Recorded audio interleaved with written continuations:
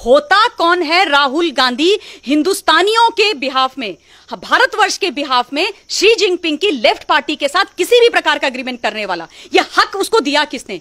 है क्या, था क्या वो उस वक्त? क्या देश का प्रधानमंत्री था? क्या देश का गृह मंत्री था? क्या देश का रक्षा मंत्री था? क्या किसी भी सेना का सेना प्रमुख था? किस हक से उसने हमारा भविष्य शी जिनपिंग की लेफ्ट पार्टी के साथ एक एग्रीमेंट के तहत बंद करने की हिम्मत करी? क्या सोच करके इसने वो करा? 2017 में जब डोकलाम चल रहा था, क्या सोच करके ये चाइना के डिप्लोमेट से मिलने गया था? किस हैसियत से ये मिलने के लिए गया था? क्या होता है कांग्रेस पार्टी का वाइस प्रेसिडेंट? क्या बिसात है कांग्रेस पार्टी के वाइस प्रेसिडेंट की? क्या बेचता है कांग्रेस पार्टी का वाइस प्रेसिडेंट? तुम जो हो इस तरीके के एग्रीमेंट्स और इस तरीके के एमओयू साइन करोगे, मेमोरेंडम ऑफ अंडरस्टैंडिंग, बाकी लोगों के साथ, इस देश को बेचने के लिए, इस देश को गुमराह करने के लिए, और उसके बाद अपनी इसी शक्ल अचानक से जगोगे रात के अंधेरे में, एक वीडियो बनाओगे अपनी शक्ल लेकर के और उसको तुम पोस्ट कर दोगे और बोलोगे कि मोदी जी आप बताओ ऐसा क्यों हो रहा है, मोदी जी आप बताओ क्या हो रहा है, क्या हो रहा है? 1 इंच की जगह उन्होंने नहीं ली है। आज तुम अपनी सेना को डाउट कर रहे हो। देश की सेना कह रही है, सेना प्रमुख कह रहे हैं, हमारे जो फील्ड लेवल के कमांडर्स और जनरल्स हैं वो कह रहे हैं कि हमारी 1 इंच जमीन पर कब्जा नहीं हुआ है, हमने जो बोला है वही सच है। लेकिन इन्होंने जब भी हमारी लड़ाई किसी भी दुश्मन देश के साथ हुई है, इन्होंने कभी भी अपनी आर्मी का साथ नहीं दिया है। इन्होंने जाकर के ये दुश्मन देश के साथ खड़े हो गए। आज भी ऐसे जयचंद हिंदुस्तान के अंदर राहुल गांधी के नाम पर पल रहे हैं। दुख मुझे इस बात का होता है कि मनमोहन सिंह जी जो प्रधानमंत्री रहे हैं इस देश के, मैं उनका बहुत सम्मान करती हूं व्यक्तिगत तौर पे, लेकिन दुख की बात यह होती है कि वो इतने बड़े अर्थशास्त्री, इतने बड़े बुद्धिजीवी वर्ग, वो जो है एक रिमोट कंट्रोल प्रधानमंत्री बन के रह गए। वो विदेश की मैडम के हाथ का खिलौना बन के रह गए। उन्होंने इस देश को बेचने में कोई कसर नहीं छोड़ी, क्योंकि ये जो है नेहरू जी के समय का या 2010 से 2013 तक मनमोहन सिंह जी का, मैडम सोनिया गांधी का हिंदुस्तान नहीं है। ये वो हिंदुस्तान है जो जब सब देखता है, सब समझता है, और हिंदुस्तान का जो 56 इंच का प्रधानमंत्री खड़ा है ना, उसके साथ ये देश खड़ा हो रखा है। क्योंकि उनको पता है, वो जानते हैं कि फौज हमारी बिल्कुल वो जो है बहुत केपेबल थी, है और रहेगी, लेकिन फौज को भी पॉलिटिकल विल की आवश्यकता होती है।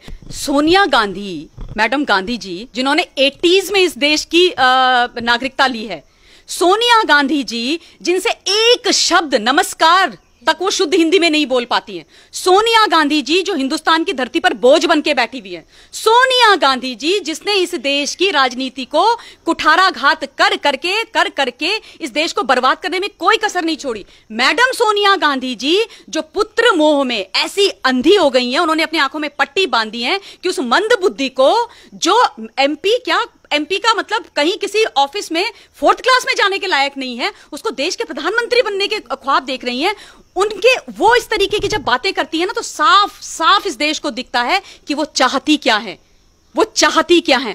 उनसे तो एक एक चीज, एक एक प्रश्न पूछना चाहिए, उनको कटघरे में खड़ा करना चाहिए, जिसकी बहुत ज्यादा आवश्यकता है। आप देखिएगा वो कभी भी जो है 1-to-1 इंटरव्यू नहीं देती हैं किसी को, हिम्मत ही नहीं है उनके। राइट विंग के चैनल से आप जाके उनसे पूछ लीजिए, वो आपके सामने आएंगी नहीं। हमें इस देश के जयचंदों के भी बहुत सारे सबूत मिलते हैं। जब हम पानीपत की तृतीय लड़ाई के बारे में पढ़ते हैं, पानीपत तृतीय की लड़ाई पढ़ते हैं, उसमें हम कहते हैं कि हम जो है हार गए थे उस लड़ाई को। लेकिन दुख की बात यह है कि उस वक्त भी हमारा जो मराठा वॉरियर था सदाशिवराव भाऊ, वो अब्दाली से हारा नहीं था, उसको हराया गया था। हमारे यहाँ के छोटे छोटे जो रजवाड़ों के जो राजा थे, वो जाकर के अब्दाली के साथ मिल गए थे, वो जयचंद हो गए थे, क्योंकि वो चाहते थे कि सदाशिवराव भाऊ हारे। और इसलिए हमारे, क्योंकि वो जो है उनकी छोटी छोटी सोच होती है, छोटी राजनीति, छोटा गेन, छोटा अपनी किंगडम बचाना, अपनी राजनीति करना। तो ये इतिहास से चला आ रहा है। हमको हराने वाला कोई बाहर का आज तक पैदा ही नहीं हुआ है। हमने हार देखी है या हमने तभी दुख झेला है जब हमारे अपने लोगों ने इस हिंदुस्तान की धरती पर, मां भारती पर कुठाराघात किया है। यह इतिहास है। और दुख की बात यह है कि आज भी ऐसे जयचंद हिंदुस्तान के अंदर राहुल गांधी के नाम पर पल रहे हैं।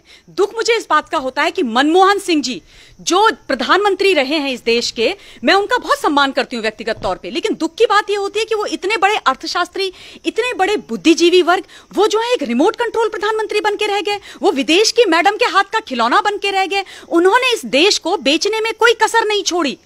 और अगर उनकी अपनी इच्छा नहीं थी तो वो खड़े क्यों नहीं हुए? आप ये बताओ मुझे, आपने जैसे अभी बोला कि 2010 से 2013 तक हिंदुस्तान के अंदर चाइना ने 600 बार वो अंदर आए हैं हमारी धरती में, 600 बार उन्होंने हमको आकर के अटैक किया है।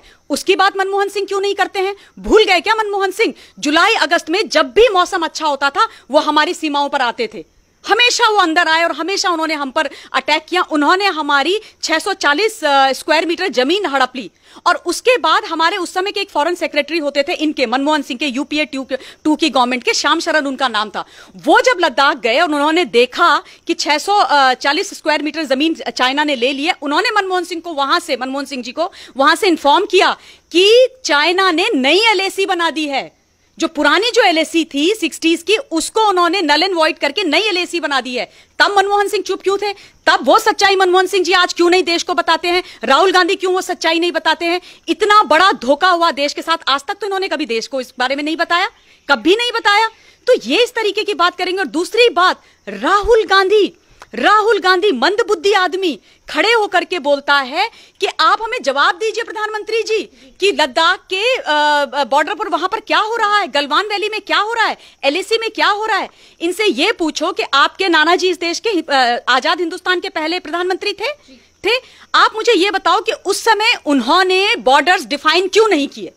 किसने रोका था उनको रोका था उनकी महत्वाकांक्षाओं ने। उनको इंटरनेशनल लीडर बनना था। वो जो है संधियों के बाद संधियों, अग्रीमेंट के बाद अग्रीमेंट करते जा रहे थे चाइना के साथ। उन्होंने कभी देश का प्रधानमंत्री बनकर के इस देश के लिए नहीं सोचा। आप सोचो 1951 से लेके 1957 तक चाइना ने 179 किलोमीटर की सड़क बना दी अक्सई चीन पे, हमारे एरिया में, और हिंदुस्तान को पता ही नहीं चला। हिंदुस्तान के प्रधानमंत्री साहब जो है मस्त नींद में सो रहे थे, विदेशों की यात्रा कर रहे थे, इंटरनेशनल लीडर बनने पर तुले हुए थे, और वो हमारी नाक के नीचे से वो 179 किलोमीटर की